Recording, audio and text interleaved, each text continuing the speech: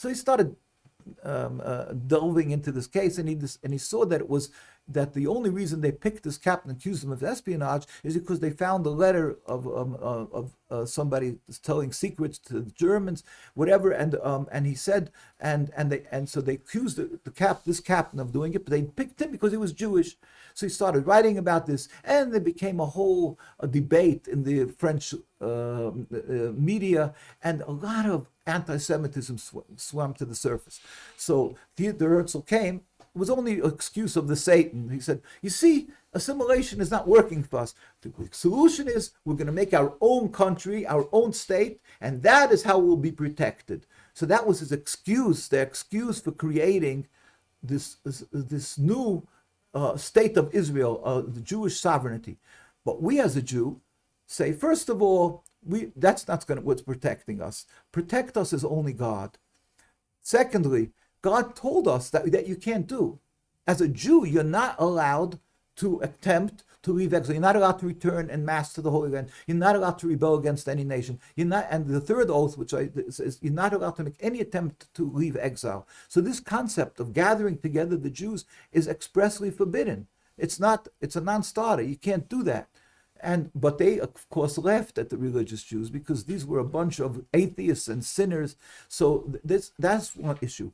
The second, on top of that, we have to add that a Jew is required to show gratitude for good done for us. For instance, Moses, it says God, by the 10th, smited the Egyptians with 10 plagues. One of the first plague and one of the first plague that he gave them was that the water in the Nile turned to blood. Now Moses, the Pharaoh had put a decree that they should kill all the male Jewish children.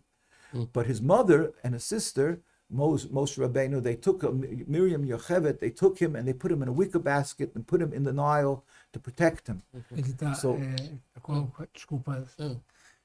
O que ele falou agora? He's talking about the history.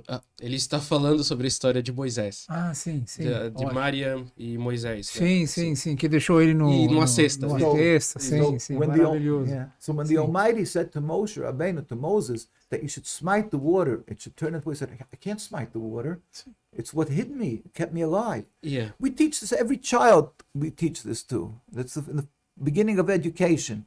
We teach children you have to always show appreciation.